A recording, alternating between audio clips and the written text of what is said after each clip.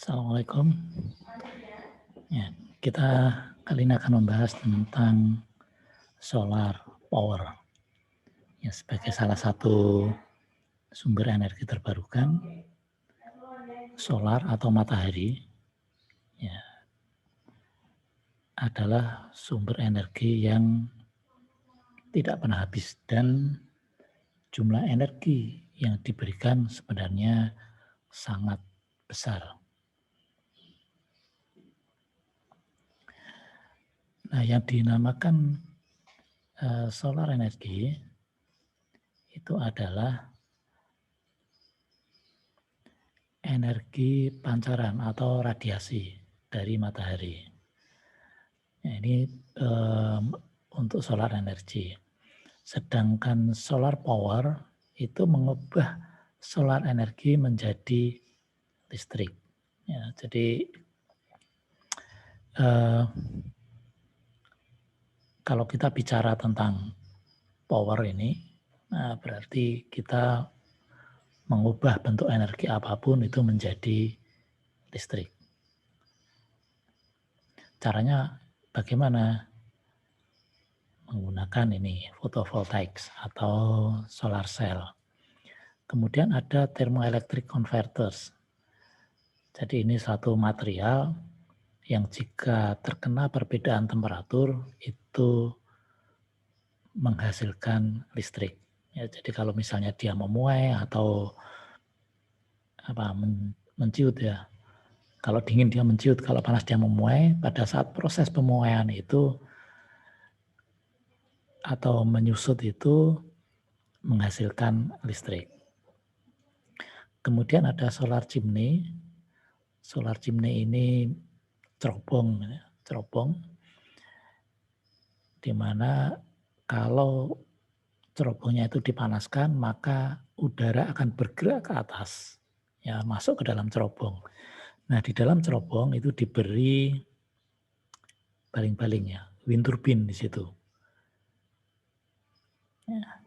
Kemudian ada solar pond, ya kolam solar. Nah prinsipnya sama dengan solar chimney. Ini juga menggunakan baling-baling ya atau turbin ya, turbin angin.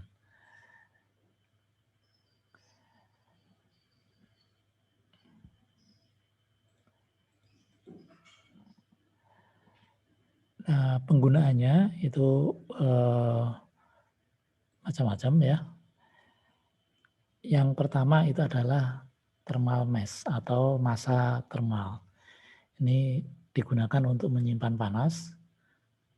Ya, kemudian panasnya itu digunakan untuk memanaskan ruangan pada saat matahari tidak ada. Yang kedua untuk penerangan pada siang hari. Jadi sekarang banyak bangunan-bangunan yang tertutup dan menggunakan lampu. Ya. Nah lampu ini bisa diganti dengan matahari. Solar water heaters, ini yang paling banyak dipakai pemanas air matahari. Kemudian ada greenhouse untuk pertanian, solar cell ini untuk menghasilkan listrik, kemudian ya kolam evaporasi,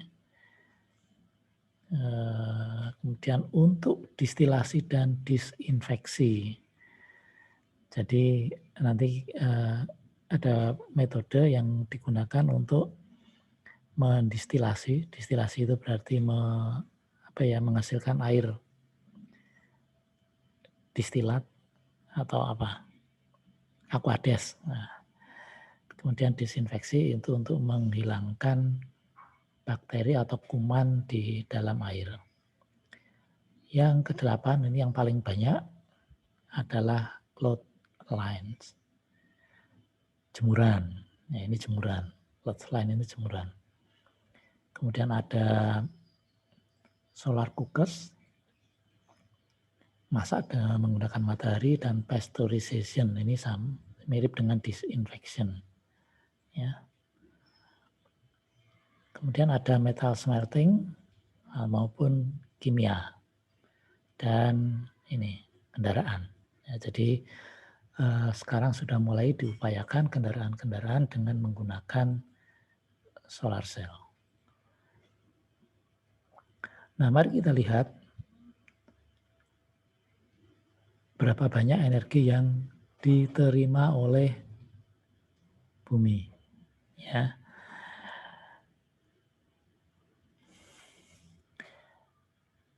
Satuannya ini adalah dalam watt per meter persegi. Ya, sangat besar.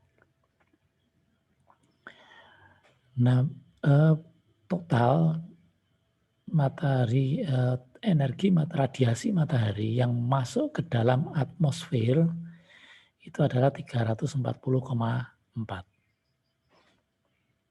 Ya. 77,1 itu diserap oleh udara atmosfer ini.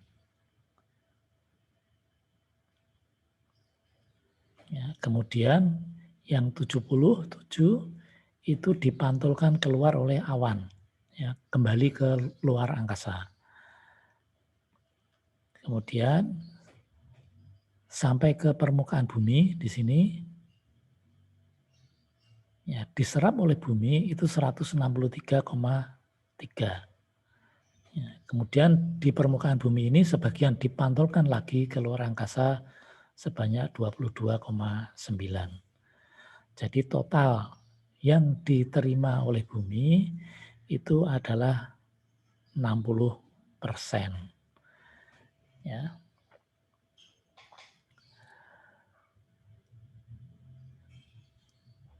Nah, sekarang gimana proses yang ada di permukaan bumi ini? Ya. Nah, permukaan bumi itu memancarkan sebesar 398,2. Ya. Yang dikeluarkan 169, kemudian diserap oleh atmosfer 358. Ya, kemudian dikeluarkan keluar angkasa, totalnya adalah 239. Nah, sebaliknya radiasi panas yang masuk ke dalam bumi 340. Ya, dari bumi ini konveksi 18,4, kemudian laten 86,4, ini untuk menguapkan air. Ya.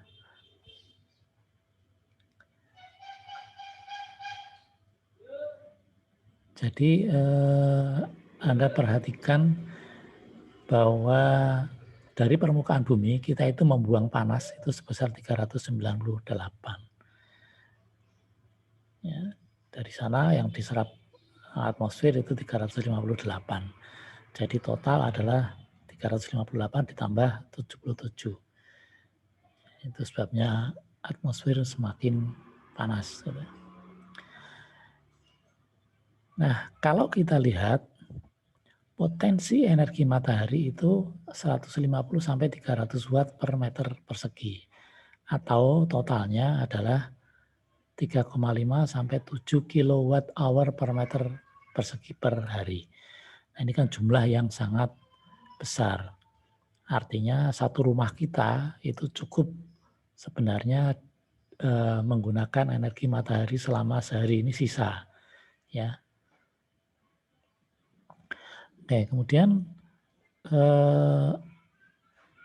cahaya yang diterima bumi itu macam-macam ya. Ada yang nampak, ada juga yang tidak kelihatan. Nah, sekarang kita lihat totalnya dibandingkan dengan sumber energi yang lain. Matahari itu jumlahnya 23.000 terawatt. Ya, potensinya. Kemudian arus laut itu 0,3 terawatt, gelombang itu sampai 2 terawatt, geotermal itu juga sama sampai 2 terawatt, hidro ya, air sungai itu 3 sampai 4 terawatt, kemudian biomasa itu 2 sampai 6 terawatt. Angin juga cukup besar, ini 25 sampai 75 terawatt. Sementara dunia itu penggunaannya adalah 16 terawatt. Jadi ini matahari sebenarnya energinya jauh lebih besar dibanding kebutuhan dunia. Nah, yang lain ya gas alam ini 215 terawatt year. Artinya kalau gas ini dipakai 215 terawatt ya hanya cukup setahun. Minyak juga sama, kalau misalnya ini dipakai 240 terawatt ya dalam setahun habis. Jadi kalau kita bandingkan dengan yang ini 16 terawatt ya.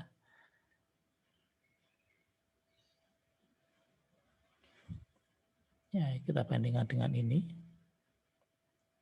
Maka dalam nggak sampai 20 tahun itu minyak habis. Ya. Kalau pakai batu bara masih 50 tahun. Dengan asumsi penggunaan energinya tetap dan tidak meningkat. Ya. Jadi ini cadangannya seperti ini. Untuk yang sumber daya alam yang tidak terbarukan.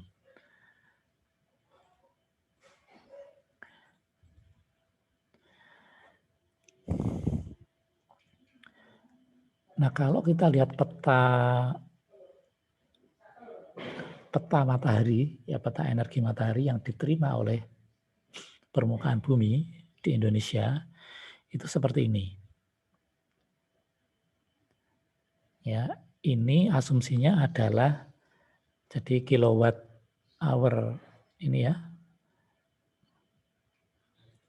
Ini kilowatt hour per meter persegi ini itu adalah energi yang diterima oleh permukaan datar. Ya, permukaan datar searah dengan matahari. Jadi kalau mataharinya di tengah ya berarti itu intinya begini deh, datar itu begini. Permukaannya tegak lurus dengan arah radiasi matahari itu, ya. Yang peta yang warnanya biru-biru ini, ya biru-biru ini, ya ini yang biru, dia mampu menghasilkan sehari itu 1,6, ya ini yang biru ini 1,6 kilowatt jam per meter persegi, sedangkan setahun itu 584. Ini surveinya mulai tahun 2007 sampai 2018. Ya, kalau kita lihat Semarang itu di sini. Ya. Jadi kira-kira di sini. Ya. Yang paling banyak di Timor Barat. Ya, Nusa Tenggara Barat. Ya. Di Nusa Tenggara Nusa Tenggara Timur ini ya. Ini Nusa Tenggara Timur, sedangkan ini Nusa Tenggara Barat. Ya. Potensinya besar untuk matahari. Nah, bagaimana sekarang kalau dipakai untuk menghasilkan listrik?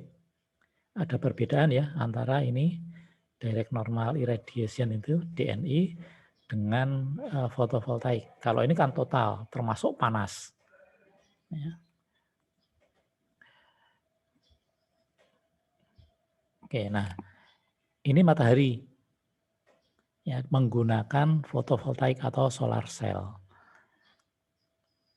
Yang merah-merah ini ya sesuai dengan yang peta DNI tadi itu menghasilkan listrik yang paling besar.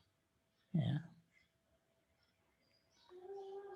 Yaitu sampai 4,6 kWh per kilowatt peak. Nah, kilowatt peak itu adalah ukuran dari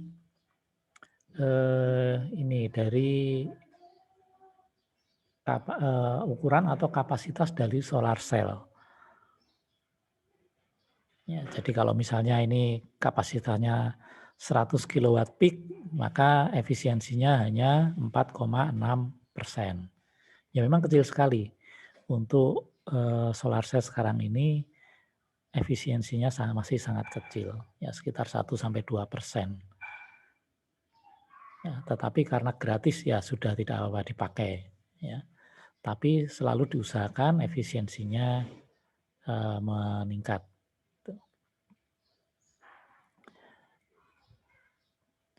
Nah, aplikasinya bagaimana? Aplikasinya itu dibagi menjadi 2 bagian. Yang satu itu aktif dan yang satunya lagi pasif. Nah, yang namanya aktif ya. Jadi sistem solar yang aktif itu masih menggunakan peralatan yang lain. Ya, misalnya ada panel PV untuk menggerakkan motor. Ya, masih menggunakan pompa dan kipas. Ya. Jadi ketika mengubah atau mengkonversi energi matahari menjadi energi yang berguna, itu masih menggunakan peralatan-peralatan yang lain.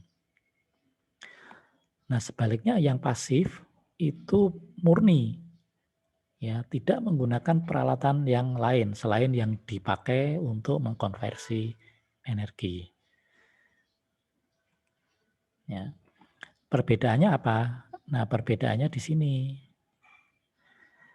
Kalau aktif itu meningkatkan jumlah energi yang berguna. Ya ini ya, jumlah energi yang berguna. Apakah bentuknya listrik atau panas atau yang lain, gitu ya. Sedangkan pasif itu mengurangi kebutuhan energi. Maksudnya begini, kalau aktif solar teknik ini itu masih butuh listrik, meskipun listriknya itu dihasilkan misalnya dari panel PV. Ya, pompa kan juga butuh listrik. Kipas juga butuh listrik. Ya. Tetapi pasif solar itu sama sekali nggak butuh apa-apa. Ya sudah peralatan itu aja yang dipakai. Misalnya ini membuat ruang itu sirkulasi udaranya alamiah. Kemudian yang kedua memilih posisi gedung terhadap matahari. Ya, misalnya gedung itu dindingnya tidak boleh menghadap ke utara atau timur. Ya, jadi harus miring, hadapnya ke tenggara atau timur laut atau barat daya atau barat laut. Ya, tidak langsung menghadap ke arah mata angin. Ya, karena matahari kita itu terbitnya dari timur dan tenggelam ke barat. Ya. Jadi kita selalu mengusahakan bangunan itu dindingnya tidak menghadap ke timur atau barat. Kalau di sebelah selatan khatulistiwa, matahari akan lebih banyak berada di sebelah utara. Sehingga kita yang di Semarang itu selalu mencoba menghindar rumah itu menghadap atau jendela atau dinding menghadap ke utara. Ya. Jadi paling nyaman kalau rumah kita itu hadapnya ke selatan. Ya. Nah, penggunaannya pertama pada agriculture dan horticulture, jadi pada pertanian dan perkebunan. Ya, ini bentuknya penerapannya ya aplikasinya ada pada greenhouse atau rumah kaca. Ya, greenhouse ini juga sering dipakai untuk istilah ini ya GHG. Nah, GHG atau greenhouse gas atau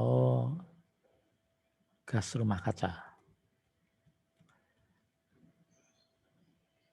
Nah, kalau di Indonesia disebut dengan GRK. Ya. Nah, istilahnya kalau kita sering mendengar greenhouse gas itu atau gas rumah kaca, itu menjadi biang keladi perubahan iklim di bumi. Ya.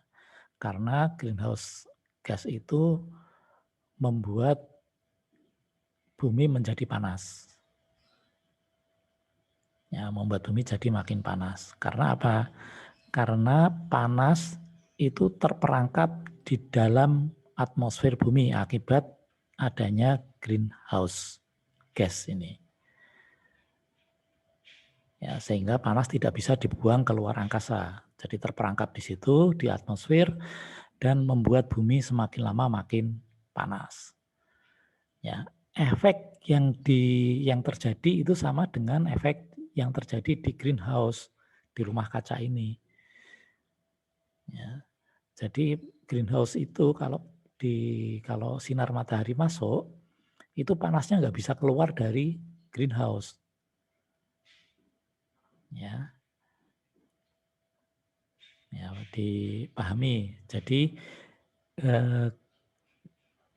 efek greenhouse gas atau efek gas rumah kaca itu bukan karena banyaknya gedung-gedung yang sekarang menggunakan kaca. Ya, tapi karena efek keberadaan gas rumah kaca. Apa gas rumah kaca itu? CO2, ya, kemudian ada metan. Ya, dua gas itu yang membuat kalau terlalu banyak di atmosfer akan membuat bumi semakin panas. Nah, greenhouse itu pertama kali digunakan oleh orang Romawi. Ya, orang Romawi. Ya, untuk nanam timun di musim dingin. Ya, kemudian yang modern itu dibangun pada abad ke-16 untuk memelihara tanaman tropis yang dibawa pulang dari luar negeri, ya, dari daerah-daerah jajahan. Jadi orang-orang Belanda, orang Inggris, orang Portugis itu menjajah bangsa lain, kemudian tanaman-tanamannya dibawa pulang. Ya, untuk memeliharanya dibuatlah greenhouse untuk mensimulasi daerah tropis. Ini terapannya, ya, jadi modelnya macam-macam. Jadi ini kalau di musim dingin, selama matahari masih bersinar, maka di dalam sini akan hangat. Ya, bentuknya juga macam-macam yang namanya greenhouse itu. Ya, ini sudah greenhouse raksasa. Kalau ini kan memang khusus untuk pertanian, ya, ini raksasa. Nah, aplikasi yang kedua adalah untuk penerangan. Ya, penerangan ini.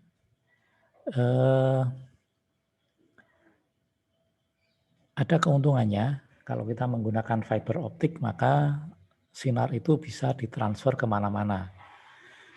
Ya, jadi hanya satu yang kena matahari, tetapi menggunakan fiber optik itu bisa ditransfer cahayanya ke ruangan yang lain.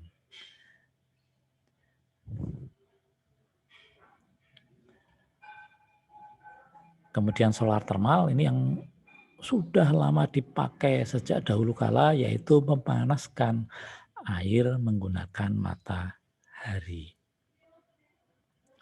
Nah, nanti terapannya banyak, ya. Jadi intinya sebenarnya menggunakan panas.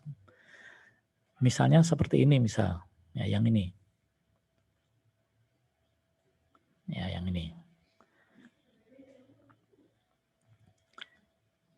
Panas matahari ini dikumpulkan untuk memanaskan ini, tower ini. Tower ini apa sih sebenarnya? Tower ini itu adalah boiler.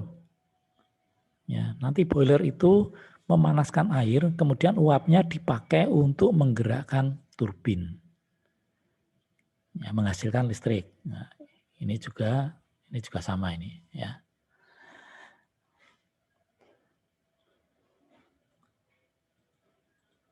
Oke, berikutnya ini di hotel, Anda akan banyak melihat, ya, kalau Anda sempat naik ke rooftop itu, Anda akan banyak jumpa, atau mungkin Anda lewat lihat lewat jendela-jendela di hotel yang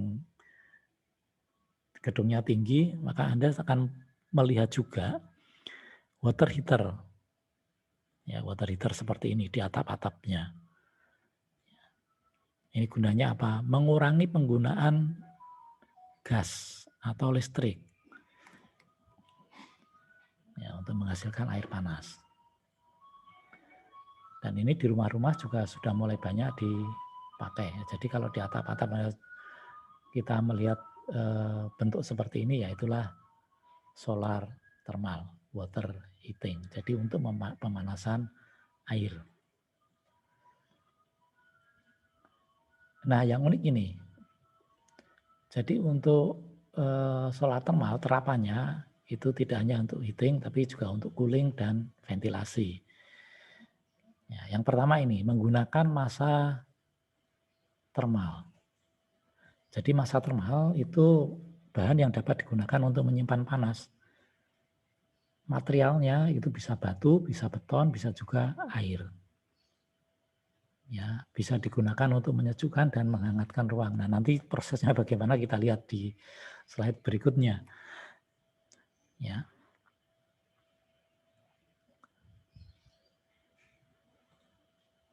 Ya, berikutnya ini. Kalau kita membuat jendela, maka Anda harus membuat yang namanya apa ini ya? Cantilever ini ya. Nah, sinar matahari pagi atau sore itu bisa masuk ke sini. Ya, tapi pada saat siang hari, pada saat panas tidak boleh masuk ke sini. Ya, sehingga kita harus membuat konstruksi ini sebagai penghalang sinar matahari. Ukuran standarnya ini L sama dengan H/2. Jadi kalau tinggi jendelanya itu H, maka panjangnya L ini adalah H/2. Ya, simpel ya. Nah, ini yang sering banyak digunakan oleh para arsitek seperti ini, dan Anda nggak perlu jadi arsitek untuk tahu ini. Nah, yang lain ini. Kalau di luar panas, Anda membuat bangunan seperti ini, maka kita bisa membuat lubang udara di sebelah bawah sini, ya, sehingga udara ini mengalir ke sini. Ya, karena yang di atas lebih panas. Ya, begitu juga yang ini. Ya, jadi kalau yang di atas ini panas, ya pasti udara itu akan mengalir sini. Ya, nah yang ini khusus bangunan yang ini kita masih sering melihat di bangunan-bangunan kuno peninggalan Belanda, ya peninggalan penjajah Belanda. Cukup kencang anginnya ya, jadi kalau perbedaan temperaturnya sampai 5 derajat Fahrenheit, ya ini bisa kencang ya. Semakin tinggi perbedaan temperatur antara yang di bawah sini dengan yang di atas ini, maka aliran udaranya makin cepat. Terapannya banyak sekali ya. Ini ada yang menggunakan wind turbine.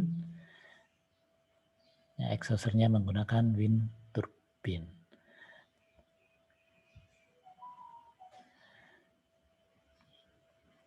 Nah, sekarang yang ini khusus tadi yang menggunakan massa termal. Di manakah massa termalnya? Inilah massa termal. Ya ini ya. Nah, ini adalah massa termal. Ya.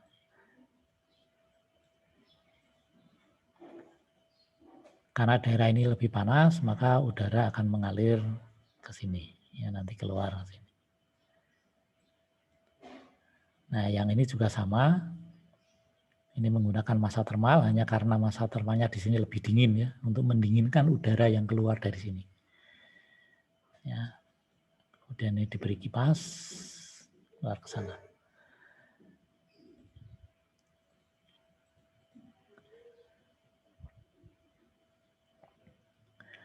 Nah, untuk di daerah-daerah yang dingin, ya daerah-daerah yang dingin, massa termal itu digunakan untuk memanaskan ruangan pada malam hari. Ya, pada siang hari itu massa termal ini dipakai untuk menyerap matahari. Kalau misalnya di sini terlalu panas, maka ini ditutup pakai gorden. Ya, supaya panas matahari tidak masuk. Nah, pada malam hari, massa termal ini akan memanaskan ruangan. Ya, ini terutama diterapkan pada daerah-daerah yang subtropis, ya, yang punya musim dingin. Cara lain itu adalah dengan mendinginkan pakai air, ya. Ini sering banyak kita pakai kan di mana ya? Di air cooler, bukan AC, bukan air conditioner, tapi air cooler. Ya, di sini diberi apa ya? Filter yang dibasahi, kemudian menggunakan kipas untuk mendinginkan udara di sini. Cara yang lain, ini ya, supaya dingin di atap karena panas disiram pakai air, sprinkler. Ya. Oke, yang lainnya juga sama ya metodenya. Ini metodenya juga sama, masing-masing menggunakan cooler di sini. Ya. Nah, ini adalah metode untuk menyimpan panas. Ya, ini diterapkan di daerah-daerah yang subtropis di mana masih punya musim dingin. Ya. Ini menggunakan beton ya pada saat siang hari. Ya, karena musim dingin itu berarti matahari itu berada miring ya, tidak pernah tegak, ini miring. Berada di selatan. Ya, jadi pada saat kita ini musim kemarau di daerah utara itu musim dingin ya. Di Cina bagian utara, di Amerika, di Eropa itu musim dingin.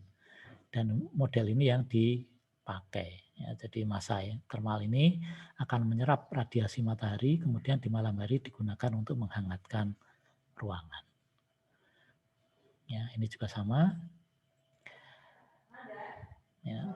Nah, cara lain itu adalah menggunakan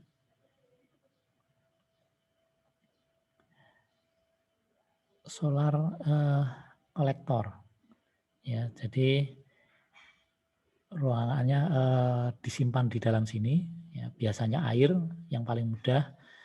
Nah, air yang dingin akan mengalir ke sini, kemudian yang panas akan naik ya, dan kembali ke sini. Ini untuk menyimpan panas. Kemudian untuk sterilisasi atau untuk desalination. Desalination itu menghilangkan garam. Ya, dari air laut supaya bisa diminum itu harus di desalination, menghilangkan garamnya. Untuk desinfeksi itu caranya mudah, hanya menggunakan botol PET, ya, botol PET ini. Standarnya adalah 3 hari, ya. Jadi 3 hari itu steril airnya. Jadi kita cukup menyediakan botol kosong diisi air jernih ya, air bersih, bukan air berlumpur, kemudian dijemur di atap selama 3 hari. Nah, kalau kita ingin menyediakan untuk sehari-hari ya kita mesti menyediakan stok 3 hari. Misalnya begini, kalau sehari kita butuh 1 botol, maka kita menjemur 3 botol. Ya, jadi kalau 1 hari matang ini diambil, maka kita jemur satunya lagi untuk dipakai 3 hari yang berikutnya. Hari kedua yang tengah diambil, diganti. Ya, begitu seterusnya sehingga kita setiap hari punya 1 botol air yang steril. Ya.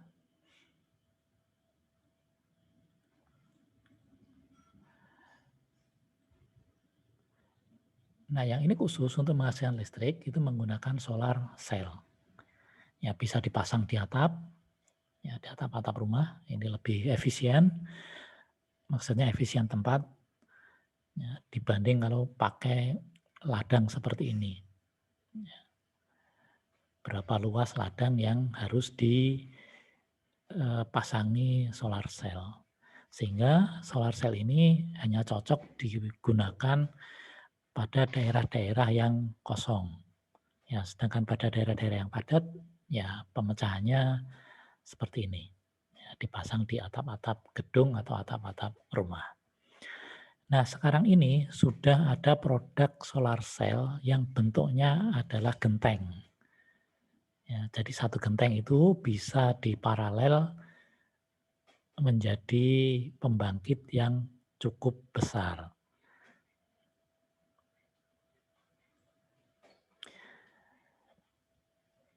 Ini adalah contoh pembangkit listrik yang menggunakan matahari. Ya, yang di tempat yang akan dipanaskan di sini, ini adalah boiler yang dipanaskan di sini. Ya, ini boiler. Kemudian yang ini adalah cermin. Cermin yang memusatkan semua matahari ya. Jadi matahari itu jatuh ke sini, ini matahari jatuh ke sini, ke cermin-cermin ini, ya, kemudian dipantulkan semua ke sini. Ya. Jadi cermin-cermin itu diatur sedemikian rupa sehingga mengkonsentrasi panas radiasi matahari ke sini. Ya, kemudian uapnya dialirkan ke bawah sini untuk menggerakkan turbin. Ya, prosesnya sama dengan PLTU menggunakan Rankine cycle.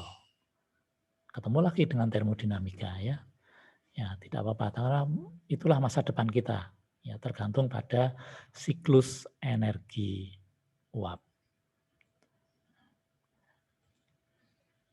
Ini yang ini juga sama ya, ini pipa ini itu memanaskan air. Nanti airnya juga sama dipakai untuk ini atau untuk dipakai untuk industri atau yang lain lah ya. Ini juga sama sebenarnya, tidak hanya untuk pembangkit sebenarnya, tetapi kebutuhan kita terutama kan untuk energi listrik. Untuk kendaraan sudah diuji coba pakai pesawat, ya ini untuk lomba mobil ya diuji coba semua menggunakan kendaraan. Hanya kendalanya memang efisiensi dari solar cell ini masih sangat rendah. Ya. Ini pun coba kalau kita lihat ya, pesawatnya sangat kecil, sangat ringan, hanya untuk satu orang ya, butuh solar cell yang sedemikian banyak. Kemudian untuk teknologi tepat guna, ya ini yang bisa Anda buat itu untuk masak ya, untuk masak. Simple pembuatannya, hanya pakai kayu, ya, kemudian pakai ini plat kaca, kemudian dalamnya ini dilapisi dengan styrofoam untuk mencegah panas keluar dari dalam ini ruangan. Kemudian dinding dalamnya ini dilapisi aluminium foil. Ya, yang ini beri cermin. Ya, sehingga ketika dihadapkan kepada matahari, ya, selain ini masuk ke sini, juga dari sini, nah masuk ke sini. Ya, temperaturnya bisa sangat tinggi karena dari uji temperatur di sini bisa sampai 95 derajat Celcius. Ya, jadi kalau desainnya makin bagus, maka ini juga makin panas. Jadi desain yang apa adanya, yang sederhana, sembarangan begitu, itu bisa sampai 95 derajat Celcius. Nah, cara yang lain ya, aplikasi yang lain itu seperti ini ya. Ini pengering ya, diberi cerobong sana. Nah, karena di sini panas ini ya, ini adalah bisa plastik ini ya, bisa plastik, bisa juga kaca. Kaca bening. Kaca lebih disarankan karena mudah dibersihkan ya. Kalau plastik nanti kotor atau lembab itu susah untuk dibersihkan, ya harus diganti. Tapi kalau kaca itu lebih mudah dibersihkan. Ya. Yang di bawah ini diberi plastik hitam sebagai penyerap panas. Nah, nanti karena di sini panas, udara dari luar ini akan masuk ke sini. Ya, udara dari luar akan masuk ke sini, mengalir ke sini ya, karena udaranya panas. Nanti bahan pangan yang akan dipanaskan di sini, yang akan dikeringkan, akan dipanaskan, ya, dan uapnya akan dibawa ke luar sini, uap airnya. Ya. Oke, nah itu tadi pemanfaatan energi matahari. Ya. Nah persoalan yang kita hadapi di pemanfaatan matahari ini adalah bagaimana menyimpan energi, karena matahari itu hanya siang hari adanya. Ya, mungkin kalau dalam skala kecil misalnya baterai, gitu, lampu senter misalnya, itu bisa pakai solar cell ya, kecil. Ya. Nah itu kan dalam skala kecil. Bagaimana kalau misalnya ini dipakai untuk yang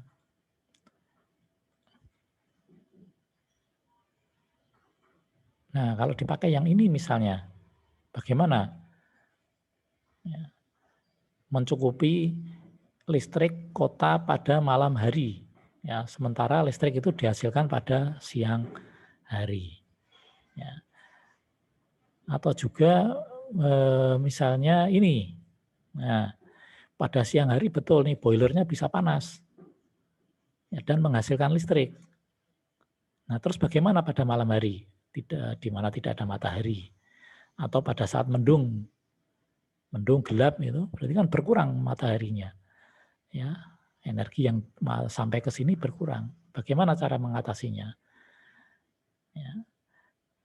Nah mestinya kan kita punya penyimpan, ya penyimpan. Nah pertanyaannya bagaimana cara menyimpan energi matahari itu baik dalam bentuk listrik ataupun panas supaya bisa digunakan di malam hari. Ya. Oke, itu tantangannya. Ya, tantangan yang kedua itu dari sisi harga. Ya, dari sisi harga. Harganya masih mahal. Solar cell itu masih mahal. Ya. Maksudnya dibandingkan dengan efisiensinya, dibandingkan dengan daya yang dihasilkan, itu harga investasinya mahal. Ya, meskipun dalam jangka panjang itu nanti kita akan dapat keuntungan karena sumber energinya nggak beli. Ya, kalau kita pakai listrik PLN gitu, itu kan karena beli, ya mahal, karena beli bahan bakarnya beli, ya jadi mahal. Ya, jadi kalau solar cell itu bahan bakarnya sumber energinya itu tidak beli. Ya, jadi hanya kita membayar biaya-biaya operasional saja. Ya, untuk maintenance dan sebagainya tenaga kerja. Ya. Baik itu kuliah kita tentang solar cell. Ya. Nanti di akhir semester kita akan ketemu lagi tatap maya menggunakan Zoom ya, sebelum pelaksanaan UAS. Ya, saya kira cukup untuk kali ini solar power. Terima kasih. Assalamualaikum warahmatullahi wabarakatuh.